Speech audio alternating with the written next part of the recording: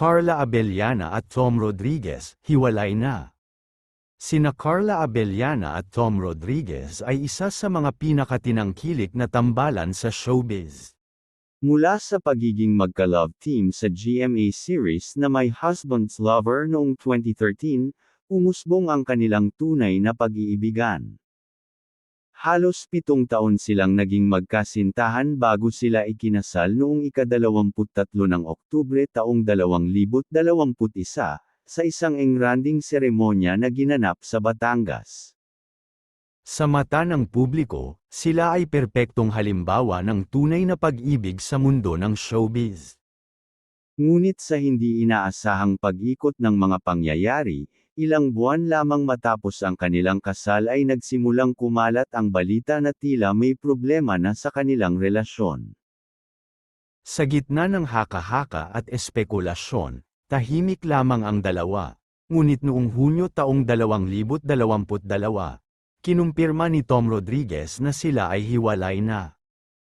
Ayon sa kanya, nagdesisyon siyang umalis ng Pilipinas at manirahan sa Estados Unidos matapos ang kanilang paghihiwalay. Doon na rin siya nag-file ng divorce, na kinilala na sa US. Sa mga sumunod na buwan, nanatiling tahimik si Carla, ngunit noong Hunyo taong 2024, sa panayam sa Fast Talk with Boy Abunda, nagsalita na siya tungkol sa buong pangyayari. Inilahad ni Carla na hindi simpleng hindi pagka-aniya, ang relasyon nila ay naging puno ng pambabastos, paulit-ulit na pagsisinungaling, at kawalan ng pagbabago. Hindi ito basta-basta. Yung naranasan ko, sobrang lala. Napakatindi. Nakakagulat para sa isang bagong kasal, ayon kay Carla. Hindi man niya idinetalye lahat, ipinahiwatig niyang nakaranas siya ng matinding emosyonal na pinsala. Dagdag pa niya, kahit paulit-ulit niyang sinubukang ayusin ang lahat, si Tom umano ay hindi na nagpakita ng intensyon na magbago. Matapos ang halos 2 taon, noong Hunyo taong 2024, kinilala na rin ng korte sa Pilipinas ang kanilang diborsyo na unang naaprubahan sa US. Ito ay isang mahalagang hakbang lalo na para kay Carla, dahil nangangahulugan ito ng formal at legal na pagtatapos ng kanilang kasal. Sa parehong panayam, sinabi niyang wala na silang komunikasyon ni Tom mula nang sila ay naghiwalay.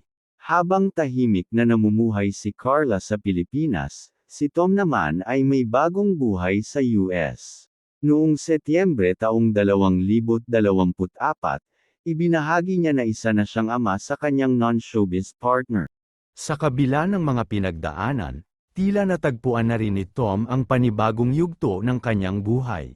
Sa kabila ng sakit na idinulot ng hiwalayan, sinabi ni Carla sa isang panayam noong 2025 na pinatawad na niya si Tom. Hindi man madali ang proseso, mas pinili niyang bitawan ang galit at sakit upang makapagsimula muli.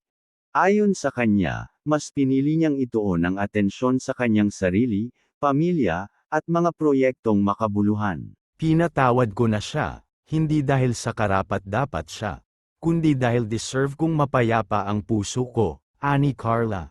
Ngayon, abala si Carla sa kanyang karera at personal na kaligayahan.